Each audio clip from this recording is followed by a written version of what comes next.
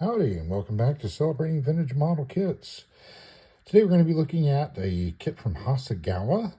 This is a 1970 issue from Hasegawa MiniCraft. It is a Cessna A-37A, otherwise known as a Dragonfly, and sometimes called the Super Tweet. It's in 1/72 scale, and it is kit number JS036 130. So this was a $1.30 kit when it first came out. And just to give you a little background on MiniCraft's relationship with Hasegawa. So in 1968, a gentleman by the name of Al Trundle and his wife Mary decided to create a distribution company for model kits coming out of Japan. Al had been with Revell and was the head of international sales, so he had some relationships with some of the model makers in the Far East, and set up a distribution agreement with Hasegawa. He also did an agreement with Academy, and the Hasegawa relationship lasted until about 1986, and MiniCraft ended up getting sold off to somebody else a little bit after that. So Max over at Max's Models has got a pretty good history of that MiniCraft Hasegawa relationship, so I'll include a link in the channel description for that if you'd like to learn more about that. So now let's talk about the aircraft itself, the Tweet, or the Super Tweet. Air Force in the early 60s started looking for a replacement for the A-1 Sky Raider, for the coin role, the counterinsurgency role, and they looked at the T-37 Tweet that was currently in widespread use as a basic trainer with the Air Force. In the late 62, the USAF Special Air Warfare Center evaluated two T-37Cs and expressed an interest in an improved version that was capable of carrying a larger payload and increased endurance. It was the original Tweet was powered by Continental J69s, and those were swapped out for GE J85s with 2,400 pounds of thrust. The Air Force ordered a contract for two prototypes, which were designated as YAT-37D. They strengthened the wing, they added bigger tip tanks, additional avionics and radio equipment. They also added tougher landing gear, figuring it was going to be operating for maybe unimproved airstrips. In the nose, they stuck a GE GAU 2BA 7.62 minigun with 1,500 rounds of ammunition. That's quite a bit of rounds of ammo, but that minigun fires them pretty quick. Just ask Jesse Ventura. There were three weapons points on the wings. The first flight was in October 64, and the second prototype flew a year later. That one was fitted with 4 pylons on the wings.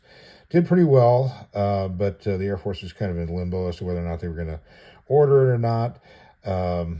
The second prototype actually ended up getting sent to the Air Force Museum. Shortly after that, Vietnam really started heating up, and so the Air Force was starting to lose a lot of A1s, and they were reinterested in the coin role, and went back to the Tweet again to see about getting it sent over for Vietnam. So they contracted with Cessna to modify some existing T-37s and convert them into the attack version, and they ended up being redesignated as the A-37A. They did retain the dual control, and were capable of lugging around about 2,700 pounds of ordnance. They contracted for a total of 39 of them to test them out and evaluate them. And then in August 67, 25 of the that initial order of 39 were sent to Vietnam under a program called Combat Dragon. They went to Bien Ho Air Base in Vietnam for air commando missions. They flew close support, helicopter escorts, forward air control, night interdictions. They flew approximately about 5,000 missions, and none were lost in combat. 2 were lost in landing accidents, but it was deemed to be successful. But the complaints that they did have on it was it still lacked some range and endurance. It was heavy on the controls, a few other minor things. So they went back and developed the A-37B, a more powerful engine, refueling ability on the nose, larger fuel tanks on it, so the heavier aircraft needed some more beefing up. And that's why they put bigger engines in it to be able to handle all that. So that resulted in the A-37B, which a few hundred were produced, and the aircraft ended up being utilized by quite a number of countries. In fact, it's still in use by a few of the Central and South American countries. So it ended up with a pretty long life. It served with the U.S. Air Force up until the late 80s when it was finally replaced by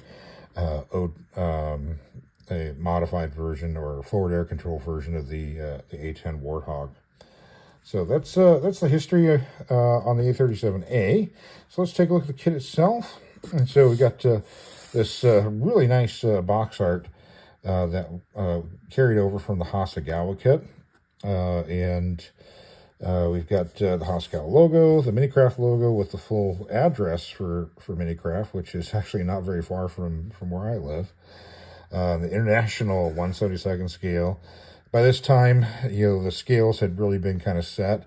So 1/72nd had, become very popular. So you're starting to see, kits from almost all manufacturers being made to standardized scales now. Really wasn't much for this box scale odd stuff anymore. Collector quality detail, matte decal markings as opposed to most of the gloss stuff that was out in the 60s or 50s and 60s. And there's 52 parts on here. On the side, we've got a repeat of the top box art, the Hasegawa logo, full address for Hasegawa, and another blurb here for MiniCraft. On the opposite side, we've got other kits that are available, Fishbed, Mohawk, Harrier, and Skyhawk. And this talks about it being packaged in the USA. So the kits were produced in Japan. They were bagged, shipped over to the United States, and MiniCraft got these boxes and printed their own instructions as well. On the end here, we've got a repeat of the top box art. There's our kit number, JS036, or 036, and $1.30 for the price.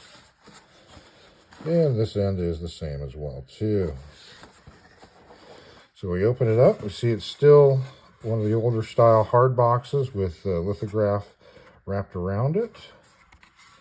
I always like these style boxes. And then we've got our instruction sheets. And as you can see here, we got the MiniCraft logo, MiniCraft address, and printed in US. So they printed these instruction sheets here in the States. And we've got the full assembly instructions on one side with a total of 5 steps, which match up to the images that you got here. 1, 2, 3, 4, and 5 on the other side. A little bit of history on the A-37, dimensions, specifications, and then painting suggestions. There are no 3 views or anything showing you about decal placement or anything, although you can pretty much kind of figure it out from the box cover. But fairly simple instructions. Wonder how close this is to the Hasegawa issue of the kit. Somebody's got this Hasegawa issue. Let us know in the comment section about that if the instructions look the same. So here's the decals. Very tiny little set of decals, but hey, they're tiny little markings. So there's 2 different aircraft being represented here. One which is on the box cover here. This is number 505 on here, which is Let me see here. That was 6714505 is the serial number on it, and that was the CK is for the 605th Special Operations Squadron, part of the 3rd Tactical Fighter Wing in Bien Ho, approximately 1968. So that's this set here. And then this one here is really hard to make out, but it is for aircraft number 514, serial number 6714514. This was part of that first group that was sent over to Vietnam, part of Carl Matt Dragon. So this is what those aircraft were marked up with. And so it's the 604th ACS, or Air Commando Squadron, in 67. So I was able to find a photograph of this exact aircraft, and then was not able to find this one here, the 505 one, but a couple of the squadron mates in very similar markings. So we'll show those to you here.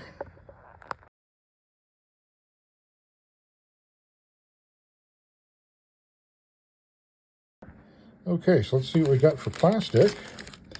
Did come bagged, and the bag does have a Japan stamp on there, showing where it was molded.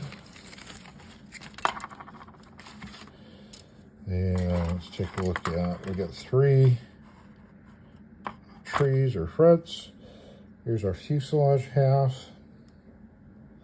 Yeah, we've got really pretty fine raised panel lines on it. Very, very fine. You can barely feel them. Engraved control surfaces. There does appear to be a fairly large sinkhole area right there. I don't know if you can catch that. There you go. Right there. That is nasty. I wonder if it's on the other fuselage half. Yep, it's there too. I don't know if maybe that's part of, that may be part of the aircraft. Because there is a curved line around it, so maybe that is where the intake. Yep, you know what? That is supposed to be there. That's not a sinkhole. That is supposed to be there. Okay. My mistake. We got a little bit of flash around the edges here, so you have to clean this up a bit. And no interior detail. You do get a cockpit floor, a couple of seats, a couple of pilot guys that are identical, both kind of looking the same way. So most of the time when this was flying in the attack version, we'd usually fly with just one pilot. But as you mentioned earlier, it did have the dual control, so you could have a second pilot observer flying. So this is fairly nicely made. There's some of your ordnance, your landing gears, got some detail to it. Really itty bitty wheels. There's some inside the gear bay, wheel wells, some detail there. It's not too bad. Look at this one again. This one seems to have the most flash on it. There's your nose wheel. Not much for interior on the nose wheel. Some more weapons. A lot of flash on those weapons. And here's our bottom wing with your hard points. You do have some antennas sticking out there, which is nice. Some additional antenna pieces. Some gear doors. There's a little bit of detail on the inside of these gear doors. And then they give you this little nameplate stand to go with it. And then finally we got our canopy. Fairly thin. A little bit of distortion in it. Does have really fine raised lines for the framing. So pretty good. Okay, so there you have it. So there is your A-37 Super Chief.